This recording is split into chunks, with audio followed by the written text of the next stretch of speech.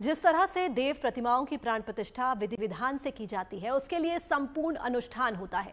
उसी तरह उनके विसर्जन का भी अपना विधान होता है और उसके पीछे खास विज्ञान भी है, जिसके बारे में आज हम आपको अपने स्पेशल शो में विस्तार से बताने जा रहे हैं। देवा श्री गणेश देवा श्री गणेश देवा श्री गणेश देवा श्री गणेश देवा श्री गणेश देवा श्री गणेश देवा श्री गणेश देवा श्री गणेश देवा श्री गणेश देवा श्री गणेश। 9 दिन की आध्यात्मिक रौनक और अलौकिक उमंग के बाद गणपति बप्पा का विधिवत विसर्जन। ये क्रम है सनातन के अनादि संस्कार का।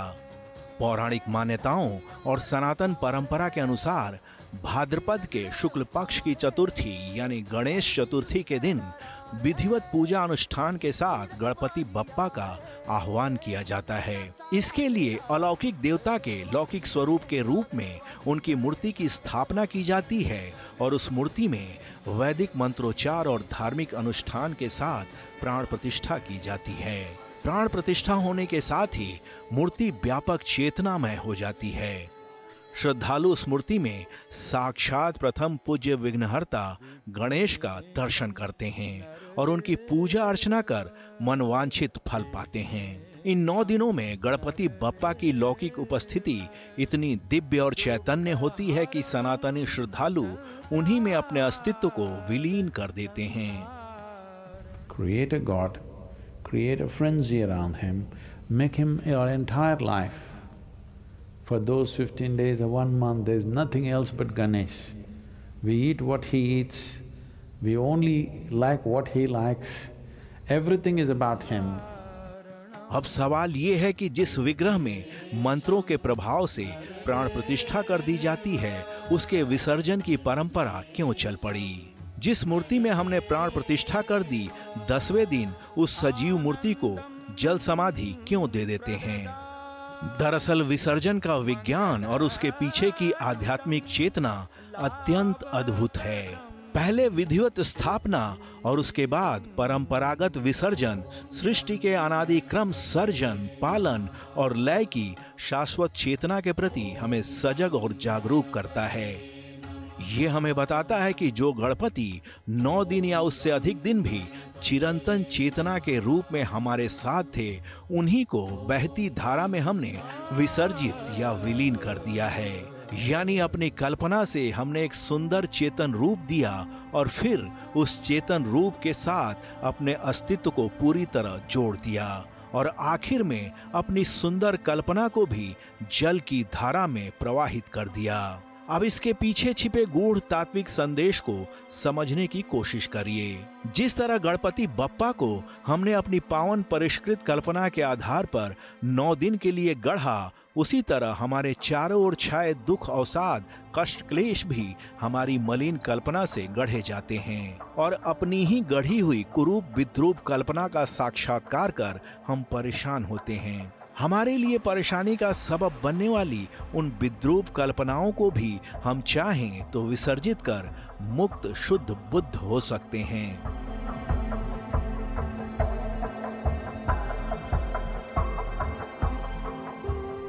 Dissolving him is the symbol that if you use your intellect right, you can dissolve the world. Dissolving the activity of your intellect is no problem. Once you dissolve the world with your imagination, switching off the imagination is not a big problem.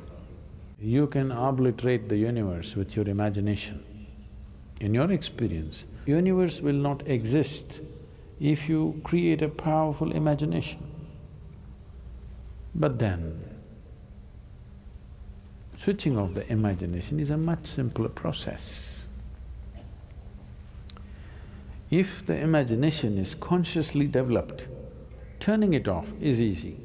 Right now, bits and pieces of imagination happening unconsciously, it looks like it's impossible to stop it. So the entire festival is symbolic of this. विसर्जन की परंपरा में इस तात्विक दर्शन के अलावा सनातन धर्म के सर्वे भवन्तु सुखिनः की जनहितकारी, लोक कल्याणकारी भावना भी छिपी हुई है। कैसे, इसे समझने की कोशिश करते हैं। सनातन धर्म में शरीर को विनाशी और आत्म चेतना को अविनाशी यानी अक्षय माना गया है। 20वीं सदी के महानतम वैज्ञानिक अल्बर्ट आइंस्टीन का E=mc² फॉर्मूला भी सनातन धर्म के इसी सत्य की गवाही देता है। आइंस्टीन के इस फॉर्मूले के मुताबिक भी एनर्जी यानी ऊर्जा अविनाशी है, यानी उसका क्षय नहीं हो सकता, बल्कि वो अपना रूप परिवर्तित कर देती है। इसी तरह अगर गणपति के जिस विग्रह में प्राण प्रतिष्ठा कर दी जाती है, उस प्राण स्वरूप ऊर्जा का क्षय नहीं हो सकता।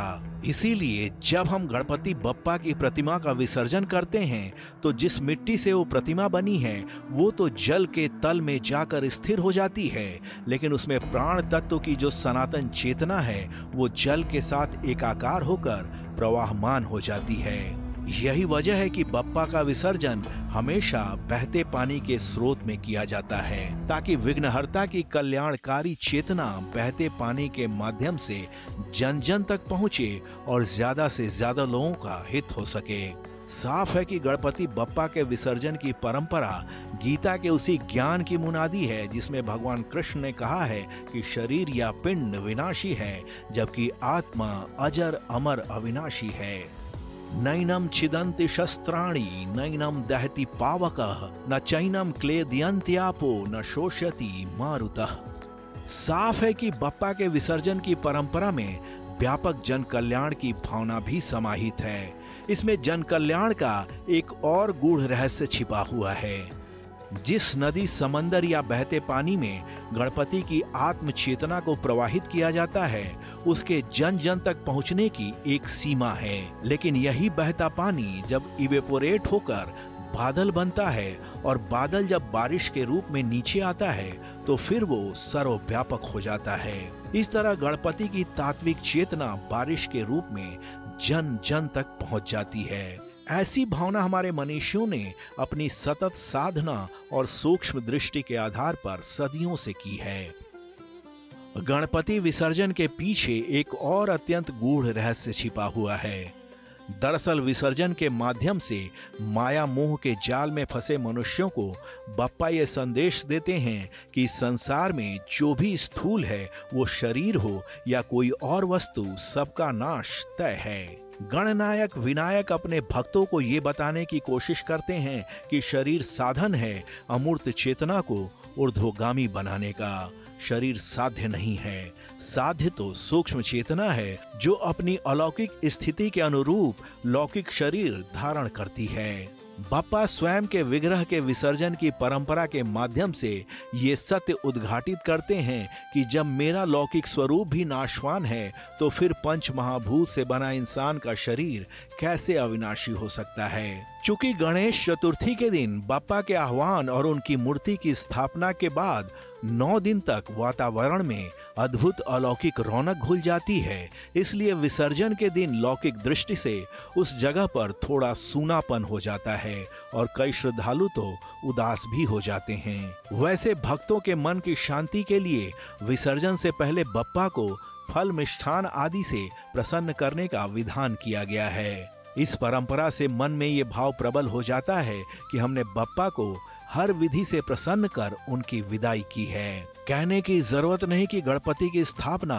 और 9 दिन के बाद उनके विसर्जन के पीछे बेहद गूढ़ पारलौकिक कारण हैं। अगर हम इन आध्यात्मिक रहस्यों को डिकोड कर गणपति की स्थापना और उनका विसर्जन करें, तो निश्चित रूप से हमारा जीवन ऊर्ध्वगामी बनेगा, पारमार्थिक होगा। भगवान गणेश वैसे भी बुद्धि और ज्ञान के देवता माने जाते हैं। जाहिर है उनकी चेतना के साथ स्वयं को एकाकार करने से हमारी बुद्धि कुशाग्र होगी और मन में ज्ञान का संचार होगा। जिस इंसान की बुद्धि कुशाग्र है और जिसकी चेतना जागृत है, वो इंसान देश काल परिस्थिति से ऊपर उठकर पूरी दुनिया में सम्मान पाता है। इसीलिए प्रथम पूज्य की चेतना को आत्मसात करके ही उनके विग्रह का विसर्जन करना चाहिए। Bureau report, good news today.